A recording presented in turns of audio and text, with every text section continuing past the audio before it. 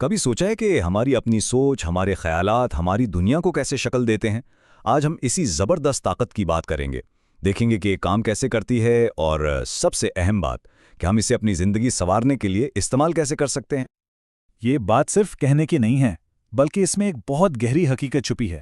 ہماری کامیابی، ہماری ناکامی، یہاں تک کہ ہماری خوشی، ہر چیز کا آغاز ایک خیال سے ہوتا ہے۔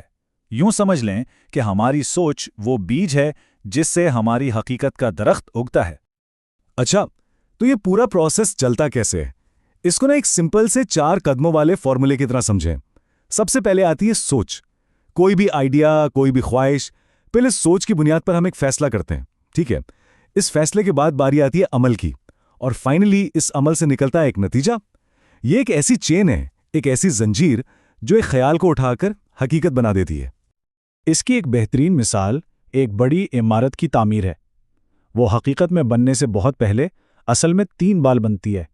پہلی بار کسی کے ذہن میں ایک خیال کے طور پر، دوسری بار کاغذ پر ایک نقشے کی شکل میں، اور تب جا کر تیسری بار وہ حقیقت میں تعمیر ہوتی ہے۔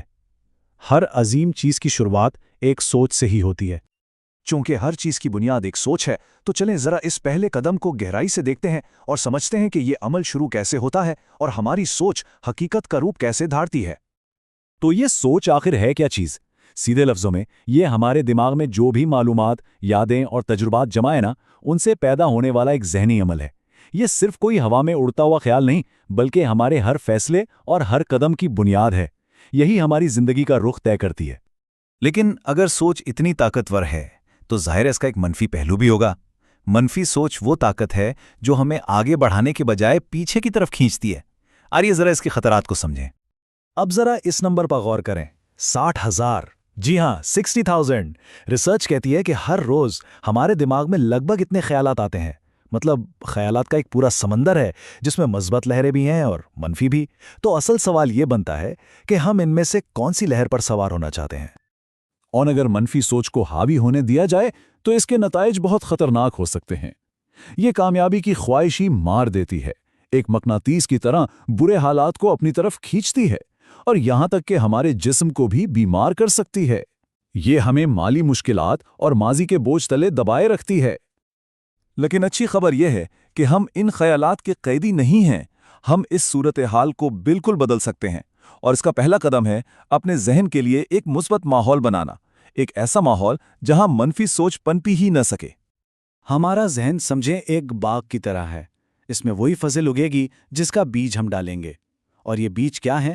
یہ وہ معلومات ہیں جو ہم دیکھتے ہیں، سنتے ہیں اور محسوس کرتے ہیں۔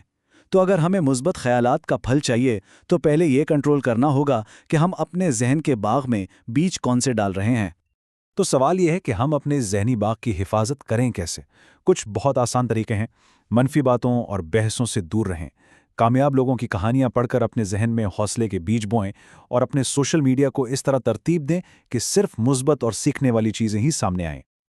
اپنے ماحول کو بہتر بنانے کے ساتھ ساتھ ایک اور بہت طاقتور ٹول ہے جو ہمارے اپنے اندر موجود ہے، اور وہ ہے ہمارے الفاظ۔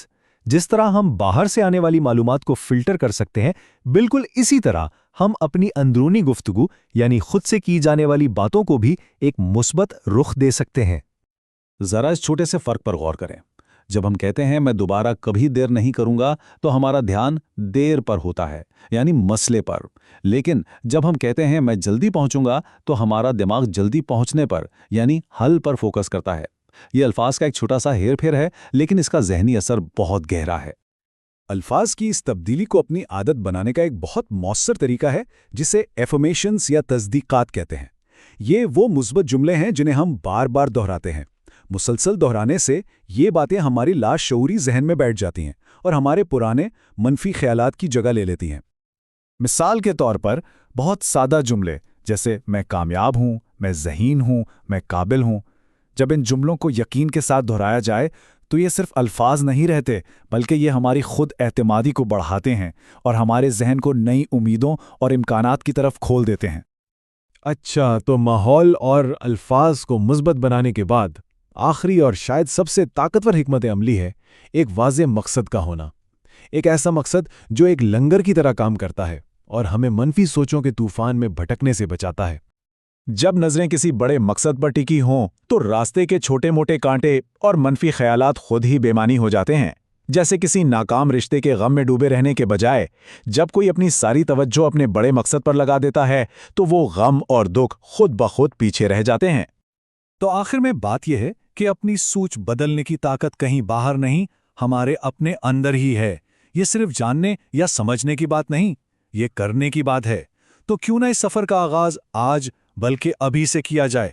बस खुद से ये सवाल पूछना है कि आज मेरी पहली मुस्बत सोच कौन सी होगी।